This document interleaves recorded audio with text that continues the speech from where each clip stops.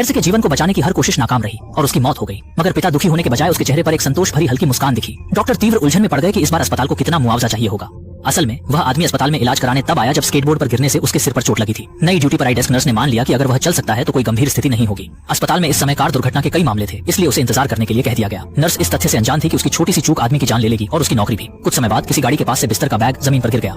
आदमी ने तुरंत इसे उठाने की कोशिश की, लेकिन अचानक से उसे तेज सिर दर्द हुआ और वह बेहोश हो गया। रास्ते से गुजरने वाली एक नर्स ने सोचा कि बैग आदमी का था और इसे उठाकर रख दिया। कुछ समय बाद मोबाइल की घंटी बजने से आदमी जाग गया, लेकिन जब वह मैसेज देखने की कोशिश कर रहा था सिर चक्कर आने लगा। उसका फोन गिर गया और एक राहगीर ने उसे पैर से दूर कर दिया। आधे घंटे बाद एक इंटर्न डॉक्टर ने बेहोश पड़े आदमी का निरीक्षण किया और पाया कि उसकी नाड़ी बहुत धीमी थी और उसकी बाईं आंख का पुतली फैल गया था, जिससे ब्रेन हेमरेज होने की आशंका हुई। लेकिन सबसे निराशाजनक यह था कि आदमी के पास किसी प्रकार का पहचान पत्र नहीं मिला और कोई यह नहीं जान पाया कि वह कौन था। कॉर्नर ने डेस्क पर तैनात नर्स को गुस्से में डांटा कि अस्पताल मरीजों को पहचान चिन्ह क्यों नहीं देता। नई नर्स ने डरते हुए कहा कि यह उनका पहले दिन का अनुभव है। लगभग उसी समय नर्स ने आदमी के पास पड़े बैग को देखा और उसमें से पहचान पत्र निकाल लिया।